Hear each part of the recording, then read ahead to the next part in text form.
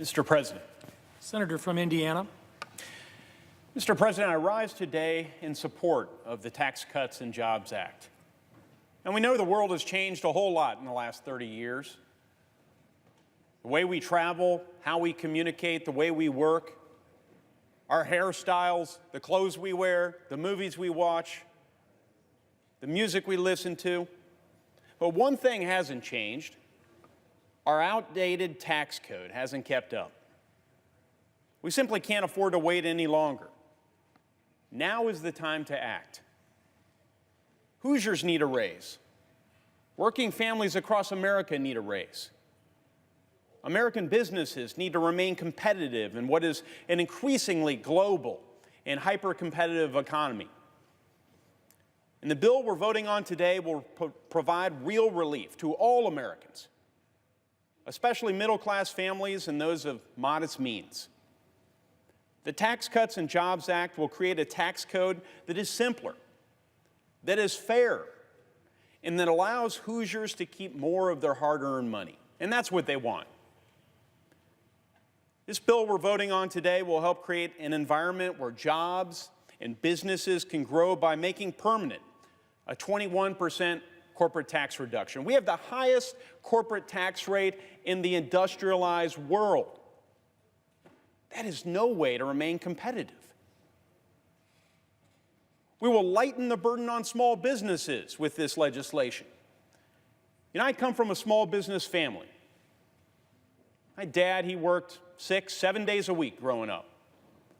He'd sell HVAC equipment, spent a lot of time on the road. And I know because he told me that it irked him that when he added up his profits, he discovered towards the end of the year that over half of what he earned, he paid away to various forms of government. We provide relief to businesses like that.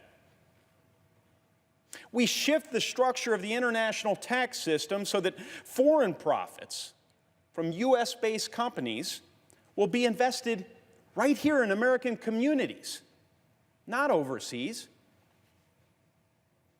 Now, throughout this process, I've listened carefully to extensive feedback from the people of Indiana, and I have to say I am grateful for all the Hoosiers who weighed in over the course of this effort.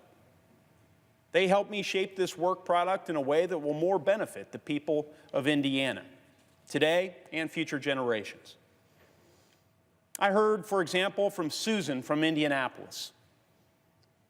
Susan said, "Our tax system has become so complicated, the average person needs to hire someone with expertise to help. If most of us didn't have to hire help, right there we'd be saving money." Susan, you're right. And that's why we've lightened the burden for millions of Americans with this proposal. Under this act that we'll be voting on this evening, 9 out of 10 Americans can take the standard deduction. We have doubled the standard deduction, vastly simplifying compliance with a convoluted, unfair tax code that picks winners and losers. We undo so much of that with this bill we'll vote on this evening. I heard from Debbie from Clark County. Debbie contacted my office about her business's challenges.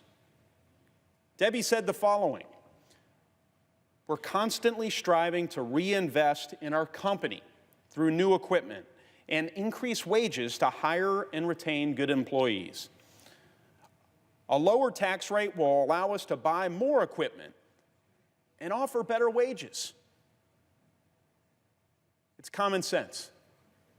And I'm glad that Debbie contacted me to reinforce what is on the mind of so many Hoosier business owners.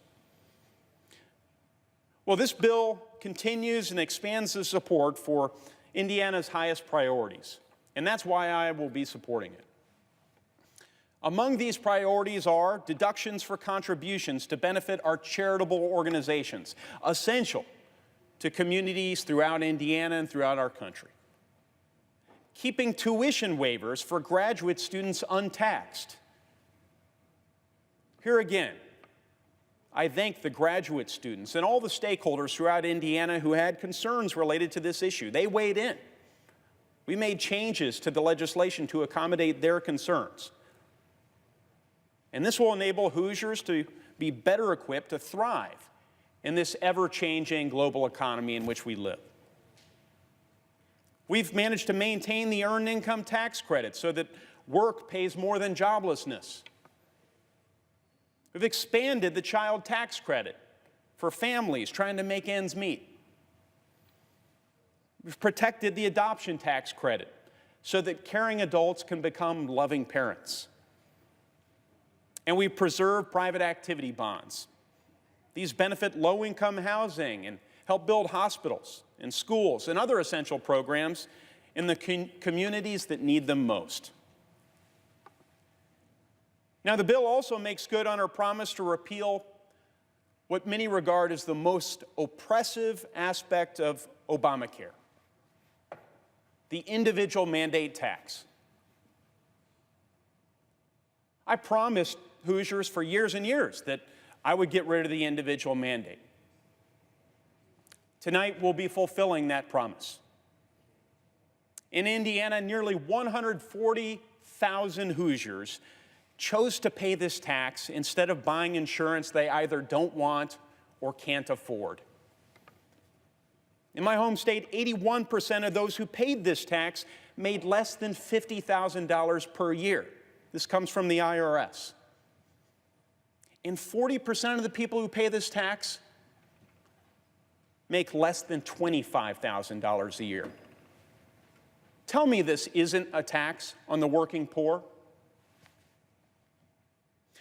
This bill lifts the burden for families in Indiana and across the country, and it's one of the many reasons that I will be proudly supporting it. Collectively, this is a no-brainer. This legislation will lead to an increase in capital investment, which will lead to an increase in economic growth. This bill will make workers more productive so that they earn higher wages. This bill across every income category will cause Americans to see a reduction in their tax rates and more take-home pay, more of their hard-earned money in their pockets. So many Americans haven't seen an increase in take-home pay in well over a decade. It's time to provide relief to hard-working American families. It's time to create certainty for our job creators so that they can create more jobs. I look forward to helping move this legislation across the finish line this evening. I hope we get some bipartisan support in that effort. I thank you, Mr. President, and I yield the floor.